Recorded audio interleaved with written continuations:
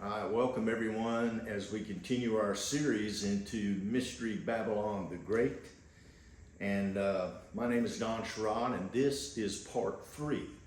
And I want to do a really quick review to talk about what we found in Revelation chapter 17. And when we read that chapter, there were two main entities that we found. One was Mystery Babylon the Great, also known as the Great Whore. And the other one is the beast with the 7 heads and the 10 horns. And so in part 1, we focused our attention on Mystery Babylon the Great and talked about that throughout that whole part 1. And so in part 2, we began examining the details about the beast with the 7 heads and the 10 horns. And we used these circles here to represent the 7 heads. And in part 2, we also talked about a foundation stone that we found. There's a lot of interesting stuff that we found there. And then, so the 7 heads, what we found also were 7 heads. They're also known as 7 mountains, and they're also known as 7 kings. And so if you haven't seen part 1 or 2 yet, I would suggest that you go check those out before you get into part 3 here, because we provide quite a bit of background information to show how we came to our conclusions about all of that. So anyway, in part 3, we are going to continue discussing the details about the beast with the 7 heads and the 10 horns. And so let's take a look at this verse that we examined from part 2. And here is the mind which hath wisdom. The 7 heads are 7 mountains on which the woman sitteth, and there are 7 kings. And so like I said before, the thing about this verse is it's telling us that it requires a little bit of meditation and study, and you have to have some understanding and so forth from other sections in the Bible to other passages out of the Bible to really come to a great understanding about this. And the other thing that we found is that this beast with the 7 heads and 10 horns, that it is also known as 7 mountains and 7 kings. So 7 heads, 7 mountains, 7 kings are all 3 descriptions of talking about the same thing. And we talked about that. Like I said, you need to go back and check that out. Okay, so let's going to pick up where we left off in part 2. And so check out this next verse. And there are 7 kings. 5 are fallen, 1 is. So that's talking about the beast, again, 7 heads and the 10 horns. And it's saying here that 5 have fallen.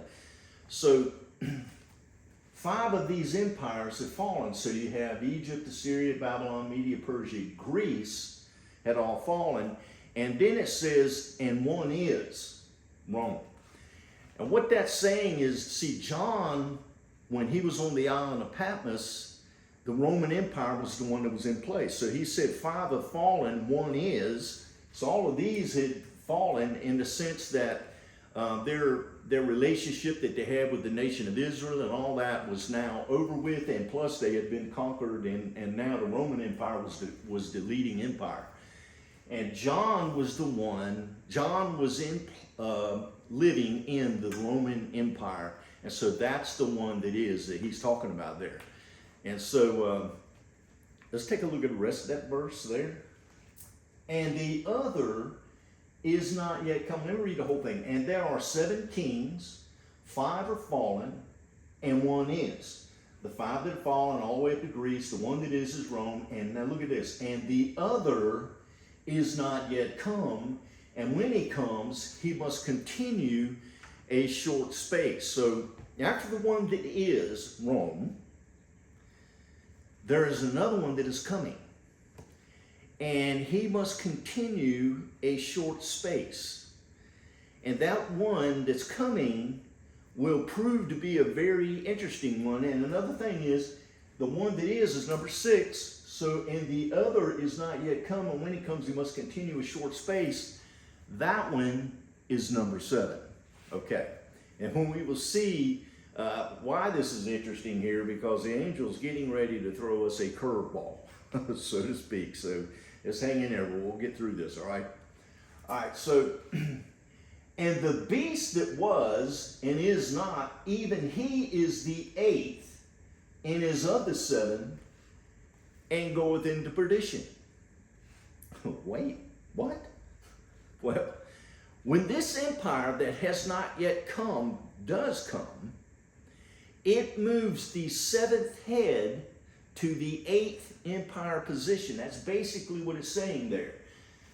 In other words, 5 kings have fallen all the way up through Greece. Then Rome is the one that is. And then there's this other one that has not yet come.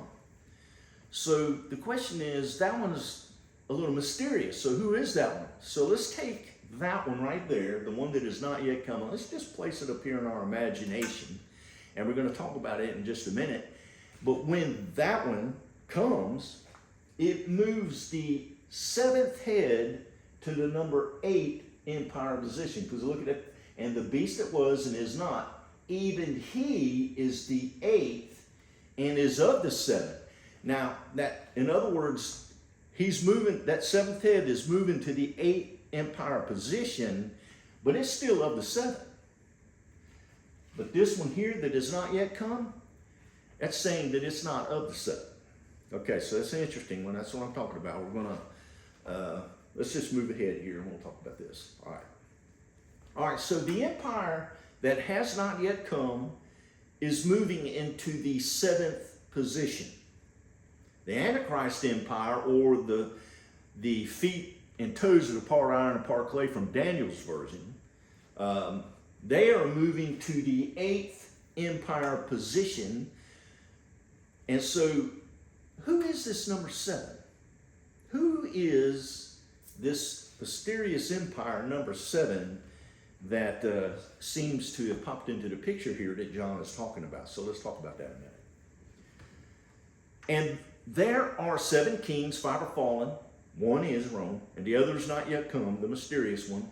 And when he comes, he must continue a short space. So when we think about this, who is this empire? The 7th empire.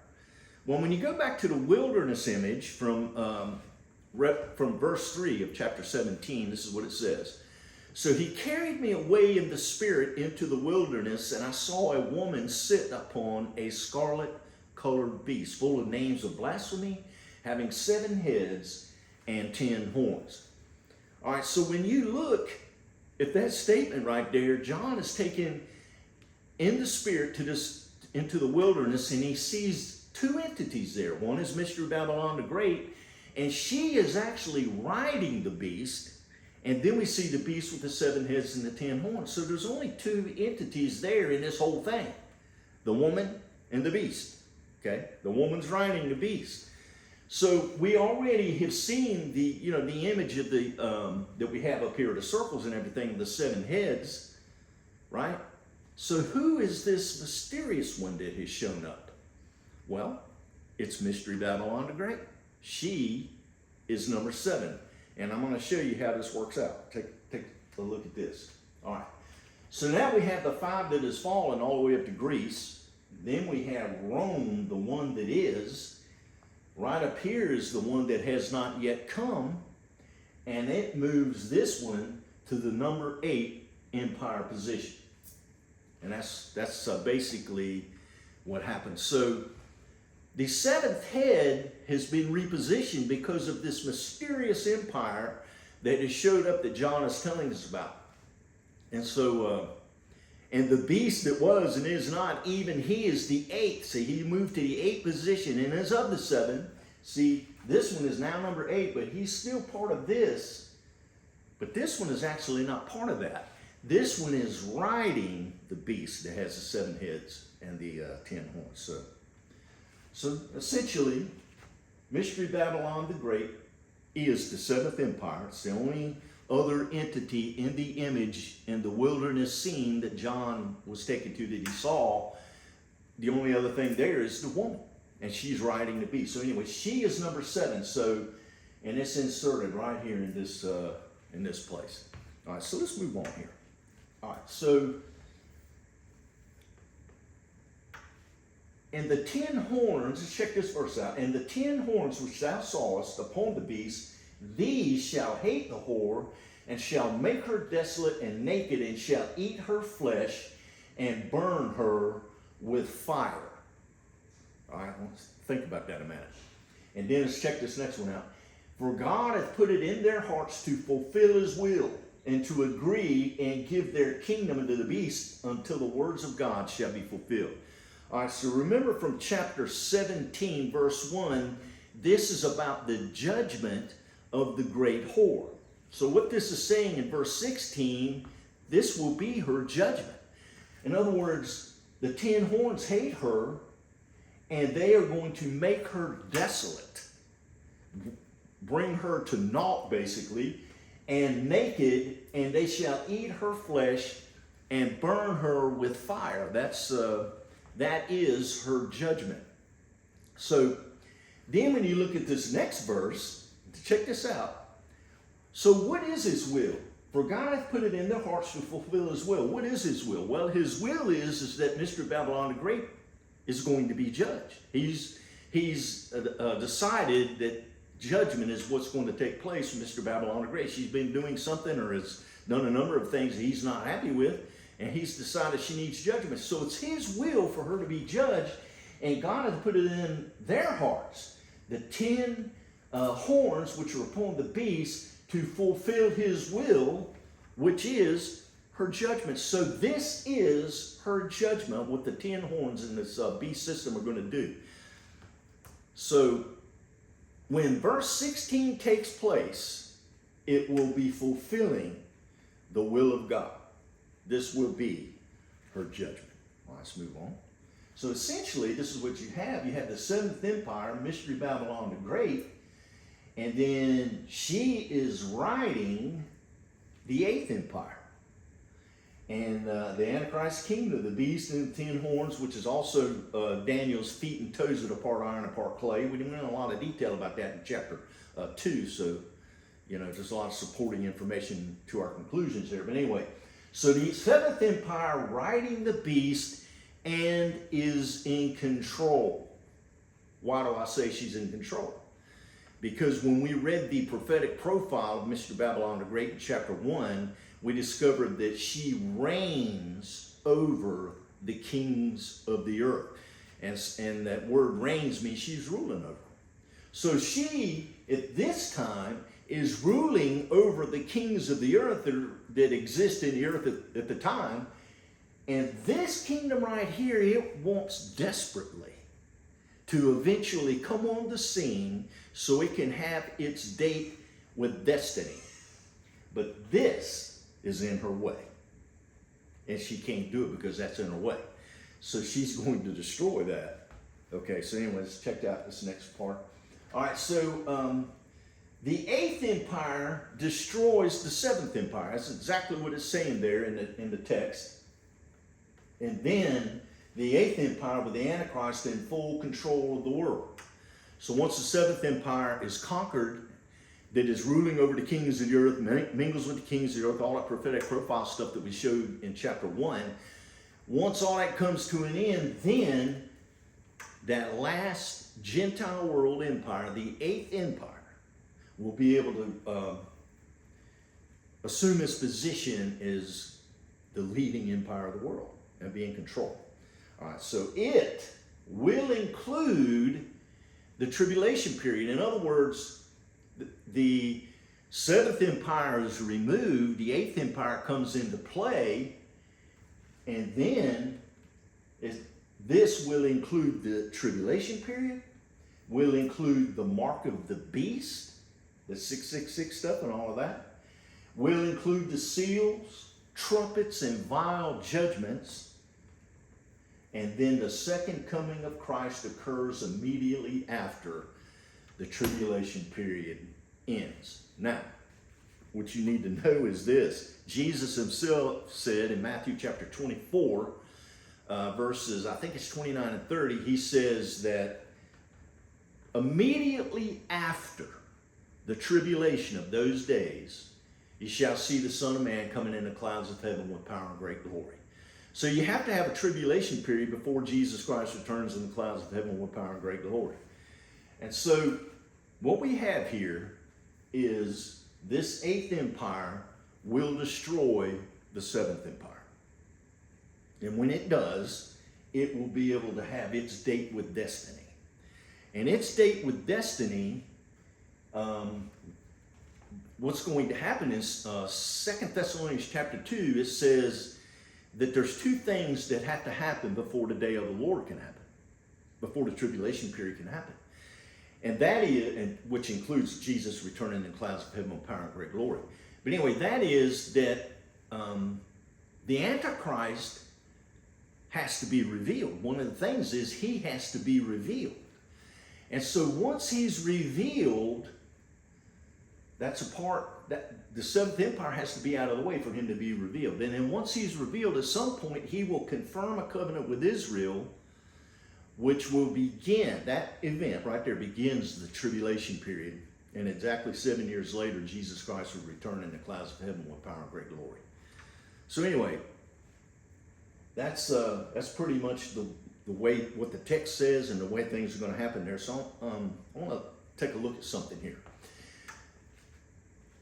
So let's put together some of these details we've discovered so far, all the way from chapter 1, chapter 2, and chapter 3.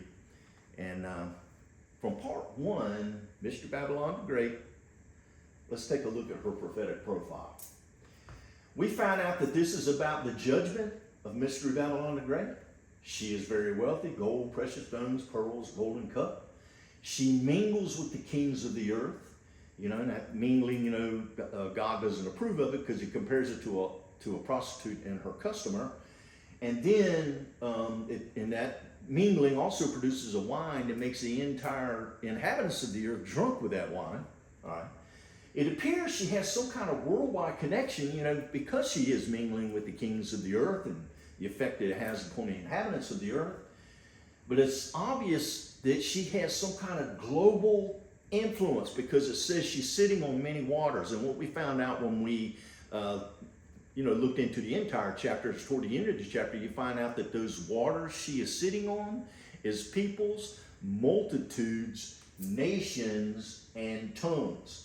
So she has global influence over peoples, multitudes, nations, and tongues. All right. She reigns over the kings of the earth, so there's some kind of power. And we're going to find out whether it's religious power, as some would tell us, or whether it's a military power. Some others tell us that, and so we're going to find out which one we believe is the case there. And she is identified by a city or by one of her cities. We talked about that, in my view of how this is laid out. There are many cities within her, but there is one that when you say the name of that city, pretty much identifies who she is. And then she is drunk with the blood of the martyrs of Jesus. All right, so that's what we found out about Mystery Babylon the Great, also known as the Great Whore, the one entity out of Revelation chapter 17. And let's talk about the beast with the 7 heads and the 10 horns just a minute. And this, of course, from part 2, and then today's part 3.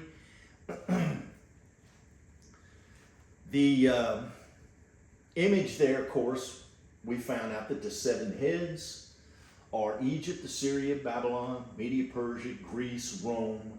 And this last one here is Daniel's feet and toes that are part iron and part clay, and also this last beast out of Revelation chapter 19, really 17, 18, and 19 all go in together there, and we would also call it the Antichrist Empire. But essentially, it is, however you want to look at it from Daniel's version or the Revelation version, it is the last Gentile world empire. Okay, and then this Mystery Babylon the Great is added into the picture by John there, and she comes into the scene right here, and she moves this, what was the 7th head is now moved to the 8th empire position because Mystery Babylon the Great assumes the number 7 position. So anyway, So next up in part 4, we're going to do an identification process. So you definitely don't want to miss out. I humbly say you don't want to miss that, because some pretty interesting stuff that we're going to go through there. But I want to take a few minutes here before we close and to talk about a couple of things that I mentioned early on that we're going to talk about. I'm going to explain to you some things that I feel like that I saw when I was looking into this, that this is really what I would call footnotes or additional information, but I got a few minutes here in time, so I'm going to go ahead and talk about that. All right, so the question is, why is Mystery Babylon the Great called Mystery Babylon the Great?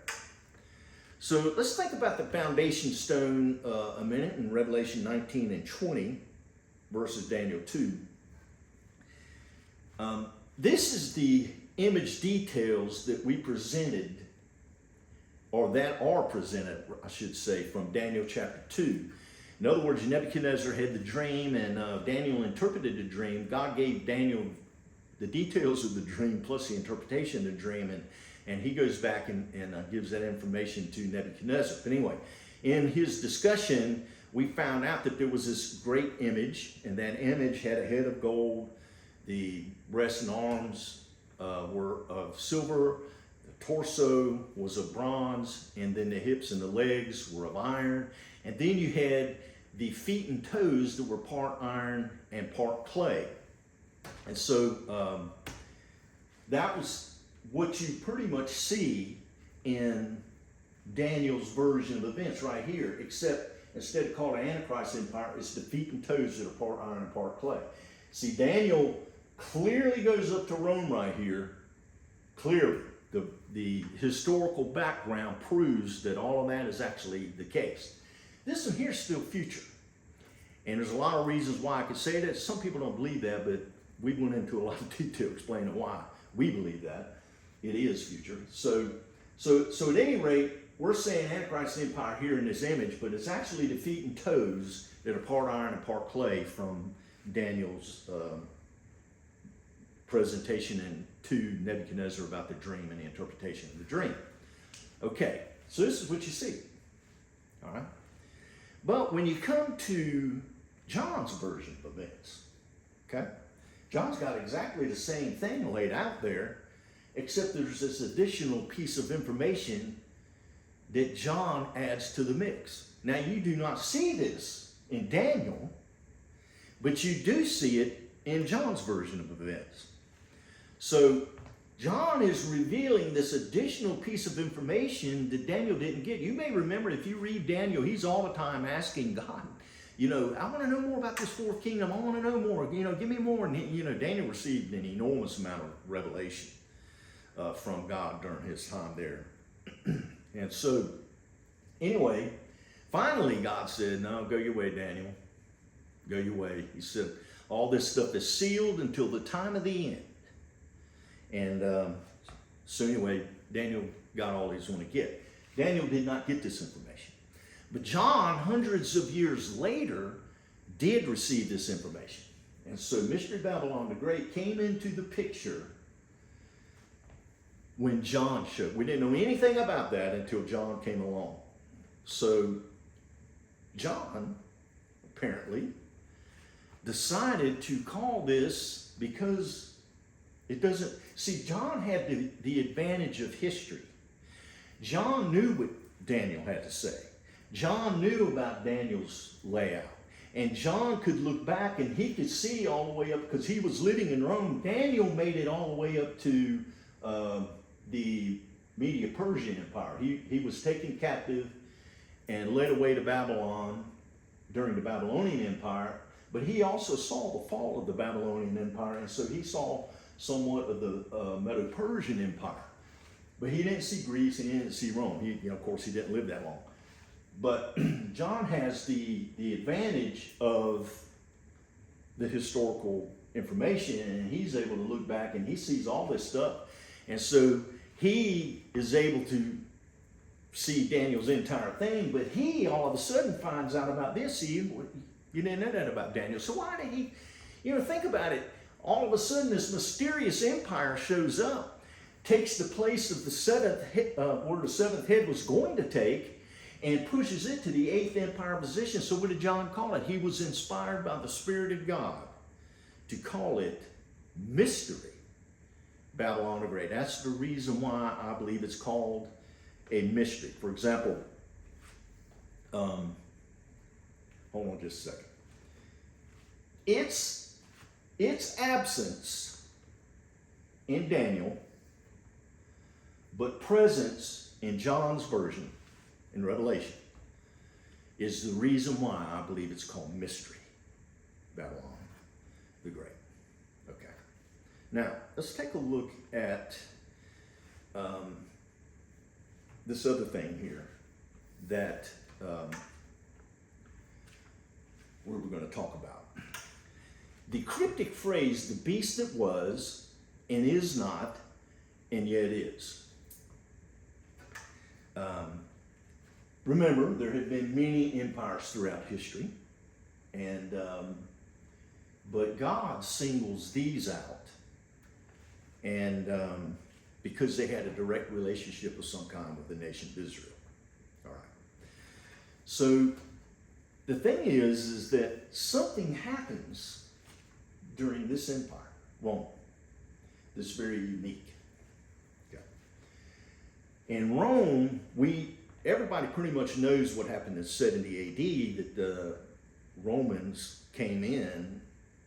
See, Israel was under the sovereignty of the Roman Empire, but they kept thinking that they were supposed to at some time have a Messiah to sit upon the throne of David, and that they would be their own sovereign nation again, and not under the sovereignty of anybody else. So anyway, Rome finally came in and destroyed the temple and Jerusalem, and that was in 70 AD, and it's a pretty well-known event. But something else happened in about 138 AD. There was what we call, and I might be pronouncing this wrong, but the Bar Kokhba rebellion. And Bar Kokhba, the Jews were still looking for a Messiah. They have never, as a nation, accepted Jesus as their Messiah. And so they were looking for him in 138 AD, and they're still looking for him now. But in 138 AD, there was a guy named Bar Kokhba that came on the scene, a very powerful, strong leader. And the rabbi that day pointed to him and said, he's the Messiah. And so there was a rebellion that took place with the thoughts that he was going to sit on the throne of David, and that Israel would now become its own sovereign nation again. But the Romans came in and absolutely annihilated that situation. And they became wearied, I guess you could say, of having to constantly deal with these uprisings of Jews.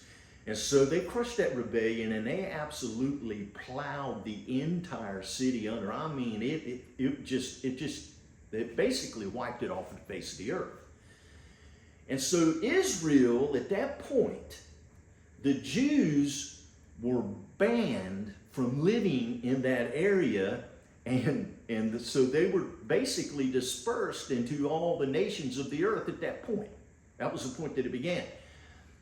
And so what happened was Israel lost her national existence. She's no longer a nation.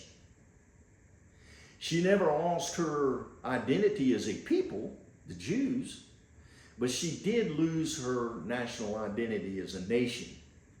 So the thing is that all of a sudden, this is what you have.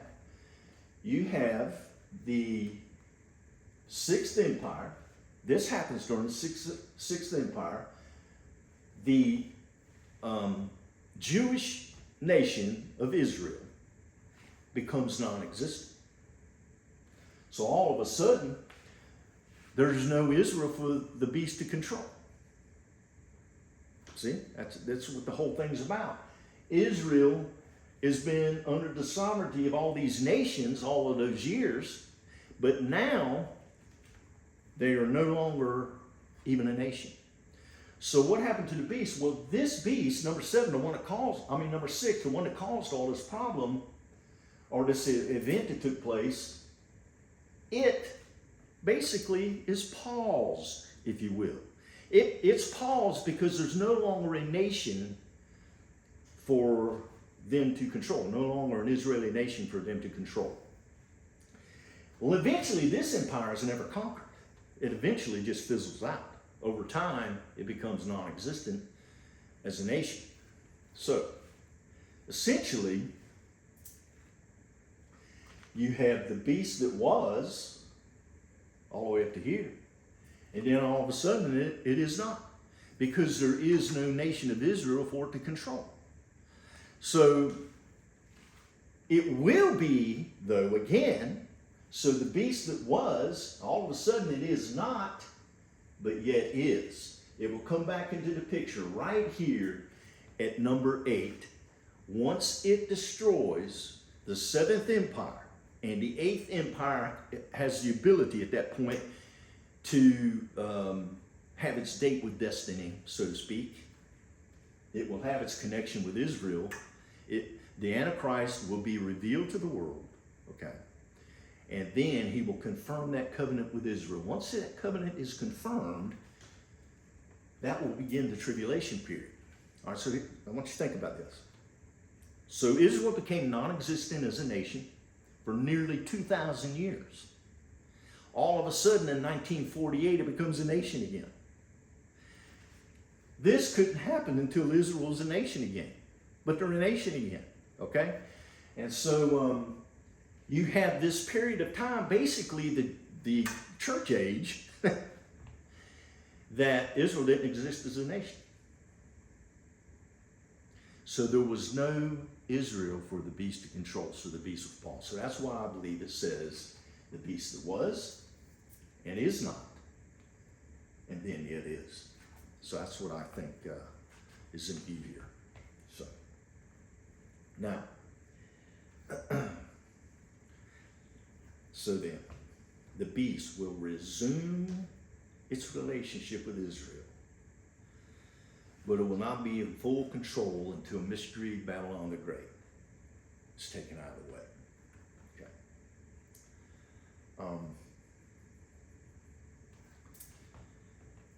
So the thing about it is that pretty much concludes what we have to talk about today. And I want you to definitely you want to tune in for part 4, because we're going to begin to talk about who is this mystery Babylon the Great. We've already seen everything and have the historical information we need all the way up through Rome. And now there's this mystery Babylon the Great that has showed up. And then there's going to be this Antichrist kingdom. So if we're as close to this Antichrist kingdom as we think we are, then that means that mystery Babylon the Great must also be on the scene. So we'll see as we go along. So my name is Don Sherrod, and this report is from Sherrod Ministries. Please remember to hit like, share, comment, and subscribe. Those things will help this ministry a lot, so sure do appreciate that. And thanks for watching.